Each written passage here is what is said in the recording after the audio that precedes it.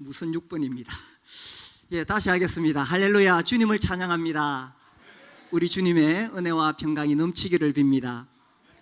요즘 교회 오면은 막 이렇게 생동감이 넘칩니다. 특히 지난주는 여름 성경학교 한다고 아주 막 교회가 소란했습니다. 우리 이 엄마 교사들이 이번에 많이 섬기고 있고요. 또 엄마들이 이 주방에서 아주 더운데 열심히 간식 만들고 음식 만들고 해가지고 아주 교회가 코로나가 언제 있었느냐 하는 듯이 막 북적북적하고 살아나고 있습니다. 정말 감사가 됩니다. 우리 지금 마가복음을 하고 있는데 이제 11장부터는 우리 주님의 마지막 일주일이 나옵니다. 일요일에 예루살렘에 입성하셨고, 월요일에 성전 청결 사건, 성전을 완전히 시장판을 뒤집어 엎으셨죠. 화요일에는 이 무화과 나무를 통해서 믿음에 대해서, 기도에 대해서 가르쳐 주셨습니다.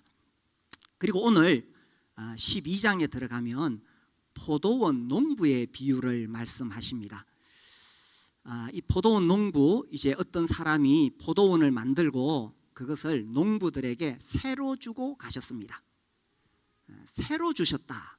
그래서 이제 때가 되었을 때에 이 세를 받아야 되잖아요. 포도원 소출을 이제 새로 받기 위해서 종을 보낸 이야기입니다. 성경에서 하나님은 어떤 이미지냐, 어떤 분이시냐, 하나님은 사람들로부터 무엇을 받으려고 하시는 분이 아니에요. 성경의 하나님 살펴보면 우리 사람들에게 거저 주시는 분이시거든요. 사도행전 17장 25절 볼까요? 사도행전 17장 25절에 보시면 제가 읽겠습니다. 또 무엇이 부족한 것처럼 사람의 손으로 섬김을 받으시는 것이 아니니. 우리 하나님은 무엇이 부족한 분 아니에요. 우리가 잘 섬겨드려야 하나님이 뭔가 채워지는 그런 분 아니에요. 그래서 손으로 섬김을 받으시는 것이 아니니 이는 만민에게 생명과 호흡과 만물을 친히 주시는 이십니다. 오히려 하나님이 사람들에게 생명과 호흡과 만물, 햇빛과 공기와 물을 주시는 분이시죠. 하나님 이렇게 주시는 분이신데, 이 포도원 농부의 비유를 보면 새를 거두어 드리는 것으로 나와 있어요. 좀 이상하죠. 근데 이게 무슨 말이냐 하면 이 새로 주셨다는 것에서 이 비유가 이제 출발점, 이 비유의 기초가 나오는데, 그게 뭐냐? 이 비유의 기초가 뭐냐? 주인이 누구냐 하는 것입니다. 이 당시에 사실 그 유대인들은 자기 토지가 별로 없었어요. 외국인들이 소유하고 있는 그 토지를 빌려서 일을 했습니다. 그러니 당연히 이제 소출이 나면 그 주인에게 세를 바치는 것이 당연했어요. 그런데 세를 바치지 않는 건 뭡니까? 주인을 무시하고 자기가 주인인 것처럼 행세하는 거잖아요. 그러니까 이 비유를 말씀하실 때 사람들은 다 알아들었습니다. 당연히 남의 포도원을 거기서 일해서 소득이 생기면 주인에게 그 세를 내는 게 당연하지. 그러니까 세를 내는데, 특히 주님이 이 비유를 말씀하실 때는 주인이 누구냐 하는 거예요. 우리 하나님이 뭐가 부족해서 세금 거두어 드리는 그런 분이 아니시죠. 이 핵심은 주인이 누구냐를 지금 말씀하고 계시는 거예요. 주님이 왜 이 비유를 말씀하셨느냐? 그 앞에 11장 28절에 보면 이 유대 지도자들이 와서 주님에게 당신이 무슨 권위로 이런 일을 하느냐 하고 물었습니다. 우리 주님이 성전에 들어가서 그 막 매매하는 사람들, 돈 바꾸는 사람들, 시장판이 된 그 성전을 확 이렇게 뒤집어 엎으셨잖아요. 그래, 물었는 거예요. 당신이 무슨 권위로 이렇게 하느냐? 그래서 주님이 이 비유를 말씀하시면서 자기가 누구인가를 지금 설명하고 있는 거예요. 예수님이 어떤 권위를 가지신 분이냐 하는 것을 설명하기 위해서 이 비유를 말씀하신 것 같아요. 말씀하셨어요. 그래서 이 비유의 기초가 되는 새를 주셨다 하는 것은 주인이 누구냐 하는 거죠. 제가 이 말씀을 읽다 보니까 선악과가 떠올랐습니다. 하나님께서 아담에게 이 에덴 동산에 있는 것 다 먹어도 좋다. 그런데 선악과는 먹지 마라 말씀하셨어요. 하나님 참 째째하시다. 아니 주시려면 다 주시지 뭐 그거 하나 먹지 말라고 하셨을까. 이 동산 중앙에 우뚝 서 있는 선악과는 강력한 메시지를 전해주고 있습니다. 뭐냐? 이 에덴 동산의 주인이 누군가를 말씀하고 계신 거예요. 다 먹어도 좋다. 그런데 그 선악과를 볼 때 아담은 내가 주인이 아니야. 하나님이 주인이셔. 이걸 깨닫게 하시려고 하나님께서 선악과를 금하셨던 겁니다. 그런데 이 뱀이 와가지고 하와를 유혹할 때에 네가 그것을 먹는 날에는 눈이 밝아서 하나님과 같이 된다. 이렇게 유혹했죠. 그래서 인간이 하나님 자리에 올라가는 거예요. 하나님 밀어내고. 자, 인생의 모든 비극이 어디서 시작되느냐? 하나님 밀어내고 자기가 자기 인생의 주인 자리에 앉은 것, 여기서 인생의 비극이 시작이 되는 겁니다. 제가 이제 어디 외국에 가기 위해서 비행기를 탔어요. 이 허리도 아프고 내가 이 비행기를 한번 조종해 볼까. 그래서 조종실에 가서 기장님 잠시 비켜주시겠습니까? 제가 한번 운전해 보겠습니다. 제가 그래도 자동차 경력, 운전 경력이 30년이 되는데 저도 비행기 한번 운전해 봅시다. 어떻게 되겠어요? 1999년에 일본에서 어떤 청년, 28살 먹은 청년이 비행기를 납치했습니다. 이 청년이 그러니까 은둔형 외톨이라 그러죠. 취업을 못하고 방에 앉아서 늘 그 비행기 컴퓨터로 비행 운전 시뮬레이션을 계속하면서 완전히 비행기에 미친 청년이었어요. 그런데 일본의 그 하네다 공항을 이렇게 살펴보니까 보안에 허점이 있어. 누군가 나쁜 마음을 먹으면 비행기를 납치할 수 있겠어. 그래서 그 일본 전체 무슨 국토 무슨 뭐 이렇게 하는 그 장관에게다 메일을 보내고 항공사에도 메일을 보내고 경찰서에도 메일 보내고 신문사에도 보냈어요. 이렇게 하면 큰일 난다. 일본에 있는 비행기가 다 항공이 그 공항이 다 이런 문제가 있는 거예요. 근데 대답이 안 와. 그래서 이 청년이 화가 났어요. 그래서 그 허점을 뚫고 들어가서 시카를 들고 비행기 딱 이륙하니까 승무원을 딱 인질로 잡았어요. 조종실로 가자. 이래가지고 조종실 문을 열고 들어갔어요. 기장과 부기장이 있잖아요. 부기장을 내보내고 자기가 그 자리에 딱 앉아서 운전을 하려고 그랬어요. 그러니까 기장이 딱 운전대를 놓고 안 나가거든. 나가라 그랬어요. 안 나가요. 그래서 식칼로 그 기장이 찔러서 죽었어요. 그리고 이제 자기가 운전을 하는데 늘 이 컴퓨터로 이렇게 시뮬레이션 하던 그 기종이 똑같은 그 비행기예요. 거기 지금 517명이 탔어요. 보잉 747기. 가장 많은 사람이 탈 수 있는 비행기를 납치하려고 마음먹었는 거예요. 그런데 이 청년이 컴퓨터에서 하던 대로 안 되는 거예요. 그러니까 이게 막 비행기가 아래로 곤두박질 치니까 자동 경보 장치가 왱왱왱 울렸습니다. 그 비행기 안에 타고 있던 517명은 완전히 정신이 나가고 아수라장이 되었죠. 꼭 소설 같은 이야기죠. 이게 얼마 전에 그 서울경제신문에 난 이야기입니다. 제가 봤거든요. 그래서 이게 막 곤두박질 치니까 예비 기장이 그 문을 이제 막 박차고 들어와 가지고 그 사람 끌어내고 겨우 이 비행기를 살려냈어요. 야, 이 사람이 자기가 운전할 수 있을 거라고 생각하고 했을 때 그 안에 있는 사람이 얼마나 불안하고 위태했겠어요. 우리 인간이 내가 내 인생 조정할 수 있고 내가 주인 자리에 앉아서 내 인생 주관할 수 있다. 이렇게 사니까 위기가 오고 위태위태하고 불안한 거죠. 그래서 인생의 모든 문제가 내가 주인 자리에 앉아 있다는 것입니다. 그렇게 불안하게 사는 인생들을 보시고 하나님께서 종들을 보내신 거예요. 여기 이제 3절부터 5절까지 보면 이제 포도원 주인이 종을 보냈어요. 새를 거두려고. 그런데 이 농부들이 종을 때리고, 그래 또 다시 종을 보냈더니 또 그 종은 죽이고, 또 다른 종을 보내고 수많은 종들을 보냈는데 농부들은 새를 내지 않으려고. 무슨 말입니까? 주인을 주인으로 인정하지 않겠다는 뜻이죠. 그래서 그 많은 종들을 때려서 쫓아내 버렸던 것입니다.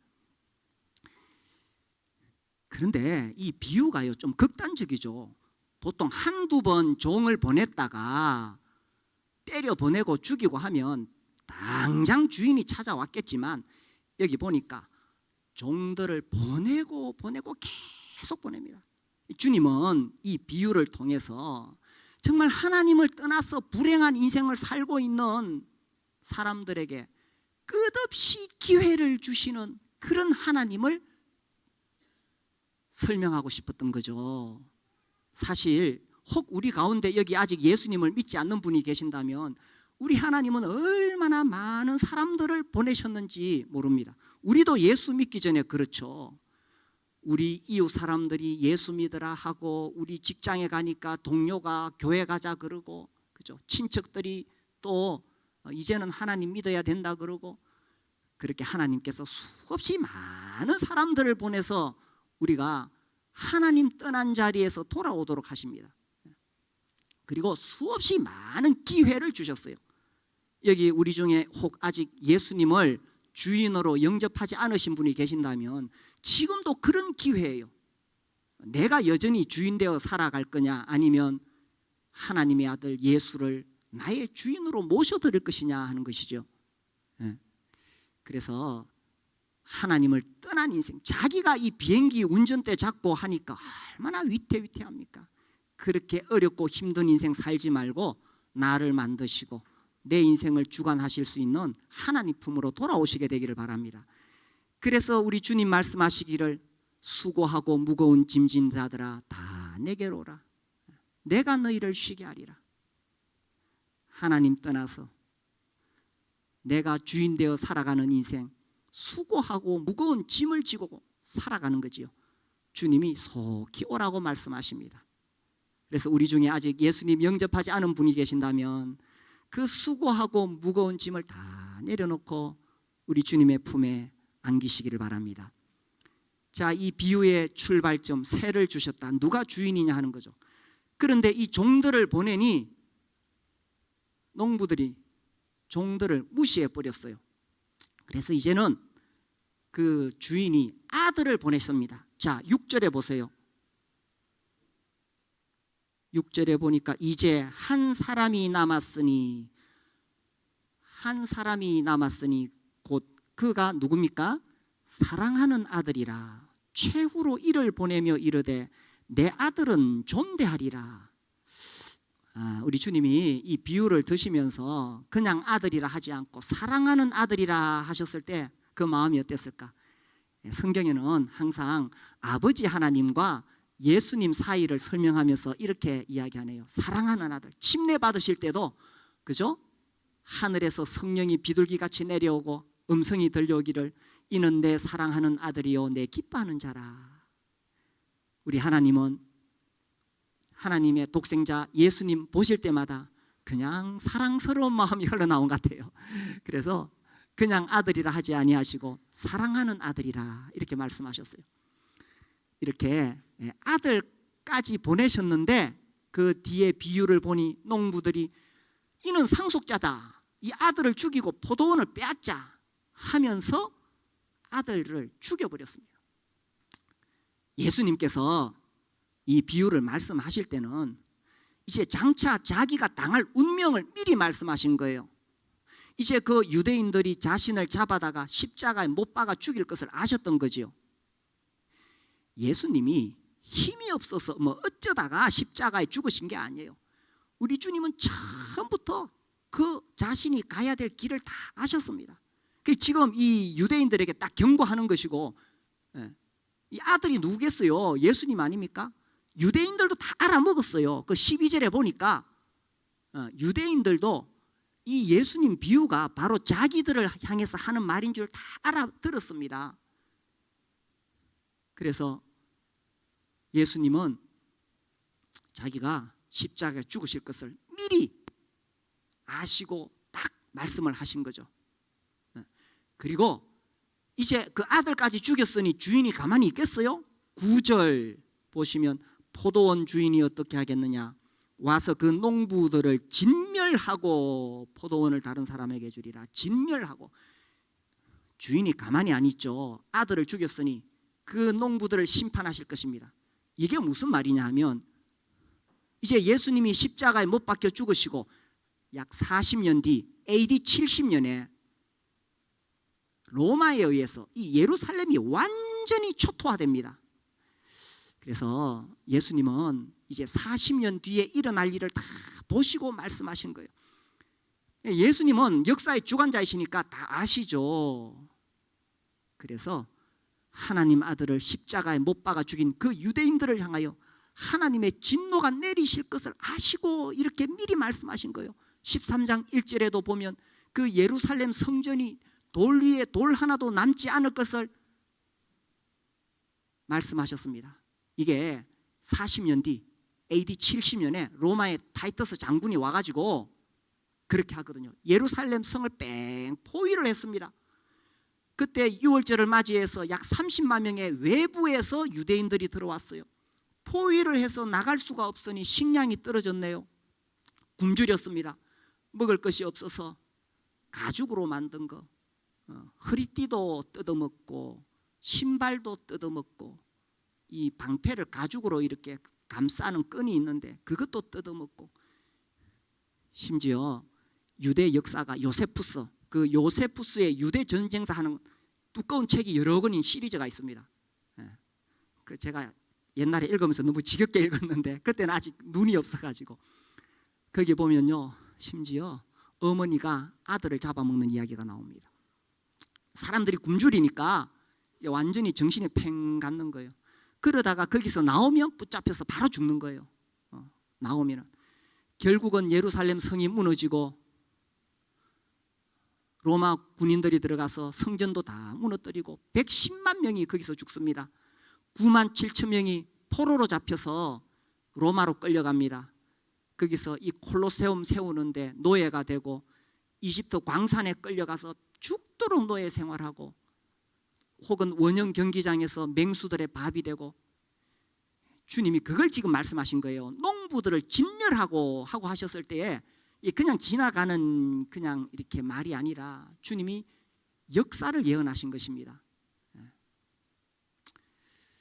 그래서 이 농부들이 당할 일을 다 말씀하셨는 거죠. 그런데 이 비유의 마지막이 이렇게 정리됩니다. 10절, 너희가 성경에 건축자들이 버린 돌이 모퉁이의 머릿돌이 되었나니 이것은 주로 말미암아 된 것이요 우리 눈에 놀랍도다. 이야, 이게 정말 놀라운 일이죠. 사실 이 포도원 농부의 비유에 복음의 비밀이 다 담겨져 있습니다. 참 주님이 놀라운 비유를 말씀하셨어요.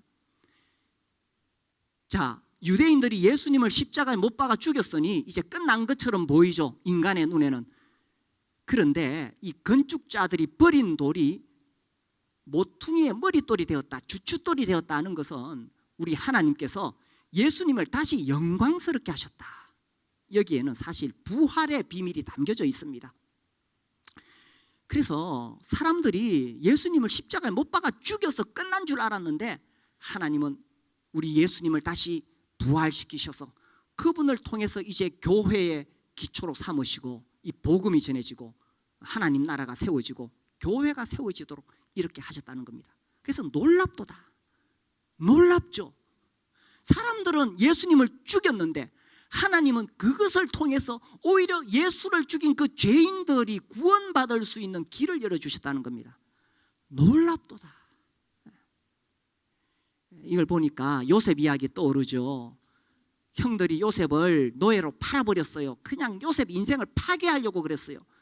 그런데 요셉이 이집트로 가서 노예 생활하다가 때가 되었을 때 총리가 되었습니다. 7년 기근이 들었을 때에 하나님께서는 요셉을 통해서 그 인근의 사람들이 굶주림에서 살아남을 수 있도록 길을 열어주셨어요. 그래서 창세기 50장 20절, 그죠? 창세기 50장 20절에 보면은 당신들은 나를 헤아려 하였으나 하나님은 그것을 선으로 바꾸사 오늘과 같이 많은 백성의 생명을 구원하시려 하셨다. 야, 이 참 놀랍도다죠. 요셉을 죽이려고 이렇게 인간들은 악을 행했는데 하나님은 그 악을 선으로 바꾸셔서 오히려 그들의 생명을 살리도록 하셨다는 것입니다. 이 십자가 사건이잖아요. 사람들은 하나님의 아들을 십자가에 못 박아 죽였으나 정말 그들은 정말 심판받아야 되고, 그죠? 지옥에 떨어져야 될 우리 인간들인데 오히려 하나님은 그것을 통해서 우리가 구원받을 수 있도록 길을 열어주셨다는 것입니다. 이게 비유가, 이 비유 안에 정말 이 복음의 비밀이 다 들어있습니다. 하나님의 주인 되심과 심판하심, 그 사랑하는 아들 보내시고, 그죠? 오히려 그 아들을 통해서 영광스럽게 하심으로 우리가 구원받을 수 있도록 이 복음의 비밀이 여기 다 들어있습니다. 이 포도 농부의 비유의 출발이 새로 주셨다면 이 비유의 절정은 6절이라고 봅니다. 6절. 여기 보니까 내 사랑하는 아들은 존대하리라. 하나님께서 아들을 보내실 때에 다 아셨습니다. 그렇겠죠. 사람들이 예수님을 십자가에 못 박아 죽일 것을 다 아셨지만 하나님의 바람은 내 아들을 존대하리라, 이것이었습니다. 그러나 그 당시 유대인들이 예수님을 존대하지 않고 십자가에 못 박아 죽였고, 오늘날도 많은 사람들이 예수님을 존대하지 않습니다. 여전히 자기가 주인 자리에 앉아가지고 자기 인생을 주도하면서 살려고 하는 거죠. 그래서 예수님을 무시하고 하나님의 아들이심을 인정하지 않습니다. 그러니까 예수님을 영접하지 않는 거죠. 요한복음 1장 9절에서 12절 보면 정말 이 세상을 만드신 그분이 이 땅에 오셨는데 그 백성들이 영접하지 않았습니다. 그러나 영접하는 자, 곧 그 이름을 믿는 자들에게는 하나님의 자녀가 되는 권세를 주셨다고 하셨죠. 우리 가운데 아직 예수님을 영접하지 않은 분이 계신다면 예수님을 나의 주인으로 모시기 바랍니다. 그때까지는 내가 이 운전대 잡고 인생 운전하는 동안에 위태위태하고 불안불안하고 나만 그렇게 위험할 뿐만 아니라 나의 주변의 모든 사람들이 다 불안하게 살 수밖에 없습니다. 그런데 오늘날도 많은 사람들이 예수님을 하나님의 아들로 인정하지 않지요. 저는요, 이렇게 신학을 공부하면서 이 자유주의 신학자들 보면 아니 어떻게 이런 소리를 할 수 있을까? 이 사람들은 성경의 기적을 믿지 않습니다. 특히 복음서를 보면서 예수님께서 하셨던 기적들 전혀 믿지 않습니다. 그래서 한때 18세기, 19세기 지나면서 20세기까지 역사적 예수, 이런 신학 흐름이 있었습니다. 기적을 다 빼고 아이고 어떻게 예수라는 인물이 사람인데 물리를 걸을 수 있느냐, 어떻게 오병이어의 기적이 일어날 수 있느냐, 어떻게 그 병든 자를 고칠 수 있느냐, 이렇게 예수님을 하나님의 아들로 인정을 안 하려고 했습니다. 아니 어떻게 죽은 나사로를 살릴 수 있느냐, 예수가 십자가에 못 박혀 죽었는데 어떻게 다시 부활할 수 있느냐. 우리는 어떻게 예수를 믿습니까? 만약에 예수님이 물리를 걷지 않는 분이라면, 못 걷는 분이라면 우리 예수 안 믿습니다. 그 사람이나 내나 똑같은 사람인데 뭔 예수를 믿어요. 예수님이 병든 자를 고치시고 죽은 자를 살리시는 분이 아니시라면 우리가 그런 예수 안 믿습니다. 그런 예수 믿을래요?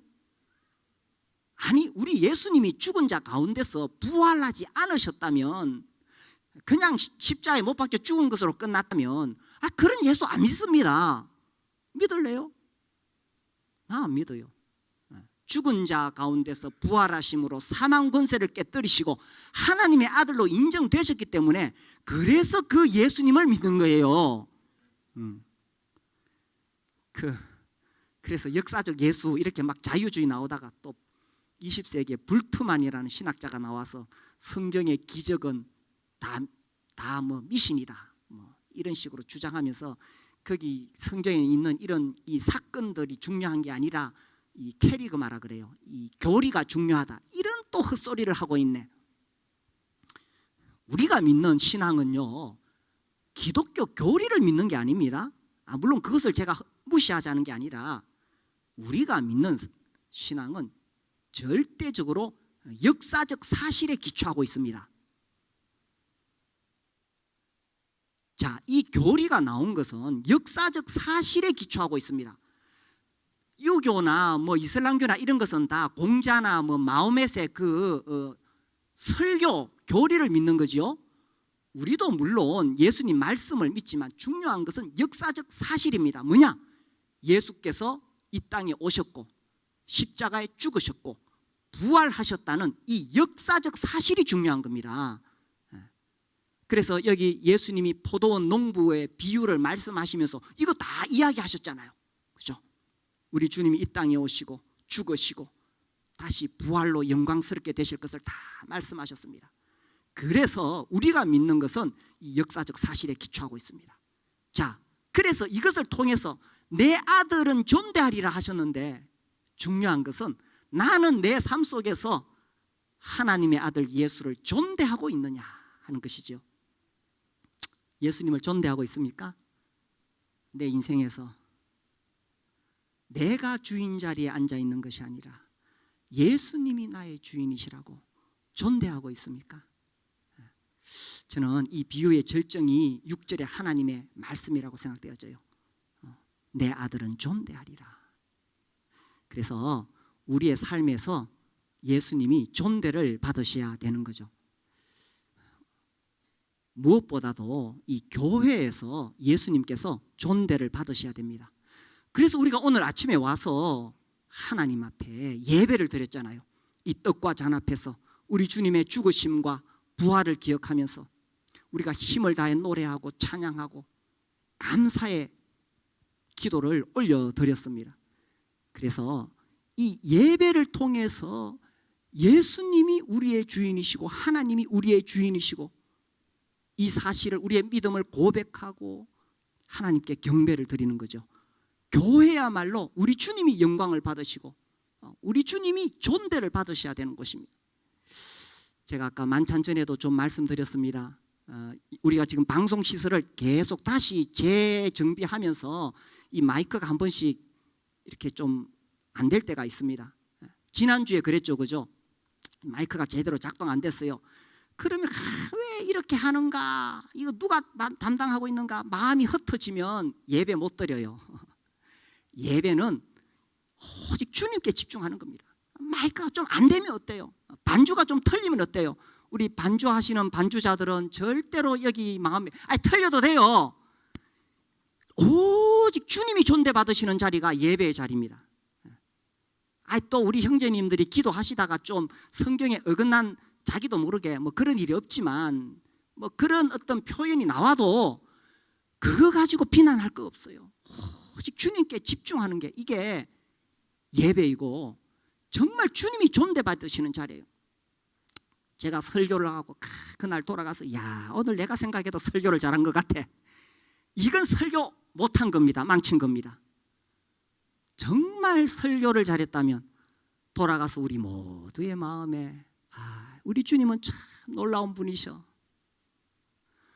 그 주님을 더 사랑하고 싶어. 그 주님을 위해 살고 싶어. 이런 감동이 남아야 제대로 설교한 거예요. 우리 특송하시는 분들이 찬송을 하니까 막 그 아름다운 목소리에 우리가 다 취했어. 이거 특송 제대로 못한 거예요. 우리 형제님 자매님 나와서 특송할 때 우리 마음속에 정말 우리 주님은 놀라운 분이셔. 우리 하나님 자기 아들을 우리에게 주시기까지 사랑하셨어. 주님, 내 인생도 주님께 바칩니다. 나는 목소리는 엄치박치지만 주님, 나도 힘을 다해서 주님 노래하고 싶습니다. 이게 찬양 잘하는 거예요. 그렇죠? 그래서 오직 주님만 영광을 받으셔야 되는 곳이 교회입니다. 어제 말고 그 전 토요일에 제가 어떤 목회하시는 분과 이렇게 식사를 했어요. 그분이 어떤 교회 이야기를 했습니다. 그 교회가 지금 갈등이 있어서 막 이렇게 나눠져 있어요. 자기는 그 양쪽 다 친한 사람이 있대요. 그런데 그 양쪽 사람들을 만나보니까 양쪽 다 그렇게 교회를 사랑한대요. 교회를 너무 사랑해서 서로가 마음이 안 맞아서 갈라져 있어. 이게 정말 위험한 겁니다. 내가 주인 자리에 앉아서 교회를 너무 사랑하는 거, 이거 정말 심각하게 위험한 겁니다. 우리 인간에게요, 이 다 자아가 꿈틀거리고 있어. 내가 주인 자리에 앉아서 내가 인정받고 싶고 내 생각이 옳고 내 고집, 이거 절대 내려놓을 수 없어. 이건 무서운 거예요. 교회는 오직 주님이 머리시고 주님이 존대를 받으셔야 되는데, 내가 주인 자리에 앉아서 판단하니까 당신이 잘못됐어 비난하고 정죄하는 거죠. 이 정말 위험한 것입니다. 우리 교회는 절대로 이런 일이 있어서는 안 돼요. 내 생각이 틀릴 수도 있거든요. 그리고 또 다른 사람 생각이 틀려도 존중하면 우리 주님이 영광을 받으시는 거예요. 저희 우리 장로님들과 이렇게 자주 만나서 회의하고 또 같이 식사하고 하는데 정말 분위기 좋습니다. 참 감사한 일이죠.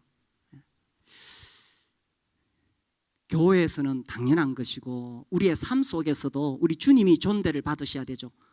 그 말은 우리 예수님이 내 인생의 주인이 되셔야 한다는 겁니다. 그래서 우리 청년들 이제 취업을 하고 결혼을 하고 또 가정을 이루게 되는데, 제가 청년들에게 이야기하는 것은 처음 출발할 때부터 주님을 존대하게 하는 자리로 가야 됩니다. 나중에 이거를 바로잡으려고 그러면 힘들어요. 그래서 직장이든지 혹은 누구와 결혼할 때, 가정을 세울 때 처음부터 정말 주님을 존대하는, 그래서 예수님이 주인 되는 그런 삶으로 처음부터 출발을 해야 평안합니다.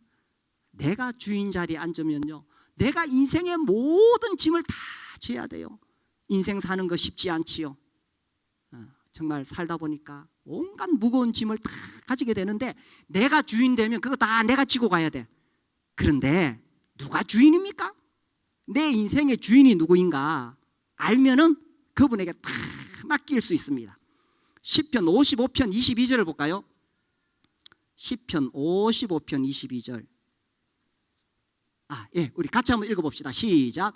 내 짐을 여호와께 맡기라. 그가 너를 붙드시고 의인의 요동함을 영원히 허락하시라. 네 짐을 여호와께 맡기라. 내가 주인 되면 못 맡기죠. 그런데 우리 하나님이 주인이심을 알게 되면 내 짐을 다 맡길 수 있습니다. 왜 내가 운전하지도 못하면서 그 비행기 조종관을 붙잡고 고생합니까? 주권 이양하면 편안합니다. 오늘 설교 제목입니다. 그죠? 오늘 설교 제목, 주권 이양하면 편안합니다. 근데 제가 살아보니까 진짜로 예수님이 주인이라고 고백할 때가 있더라고요. 그때는 바짝 낮아져서. 언제냐 하면 내 힘으로 감당할 수 없는 시련에 빠졌을 때, 내 힘으로 어찌할 수 없는 큰 바위덩이 같은 그 문제 밑에 깔리게 되니까 그때는 하나님 앞에 항복할 수밖에 없어요. 그런데 바로 항복 안 해요. 제가 고집이 세가지고 버티다 이게 막 쓸데없는 자존심, 버티다 나중에 드디어 항복하거든요. 근데 깨닫게 되지요. 항복하는 것이 이 시련을 이겨낼 수 있는 길입니다. 내가 그 조종관 잡고 막 안 놓으려고 막 하니까 비행기는 막 요동치고 얼마나 불안해요. 빨리 놔야 되는데, 그래도 이 남자 사람에게는 이 자존심 있잖아요. 이 자아가 꿈틀꿈틀하면서 하나님께 항복 안 하려고 그래. 시련을 빨리 극복하려면요, 하나님이 내 삶의 주인이시라는 것을 빨리 고백하고 인정해야 됩니다. 죽든지 살든지 죽든지 주님이 주인이라고 고백하고 다 내려놓고 맡기는 겁니다. 살든지 죽든지 뜻대로 하소서. 그 찬송하시죠, 그죠? 내 주여 뜻대로 행하시옵소서. 그 다음 모르겠네. 살든지 죽든지 뜻대로 하시옵소서. 이게 딱 내려놓으면 온전히 주님께 내 인생의 조종관을 딱 맡기면 하나님께서 책임지십니다. 죽든지 살든지 주님이 내 주인이십니다. 이게 시련을 빨리 극복하는 비결입니다. 잠언 3장 6절에 보시면요, 너는 범사의 그를 인정하라. 그리하면 네 길을 지도하시리라.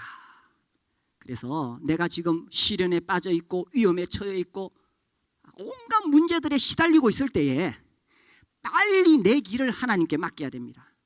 이 말씀은 우리의 평소의 삶에서도 적용되지만 특별히 시련에 빠졌을 때 이 말씀 우리에게 정말 필요하더라고요.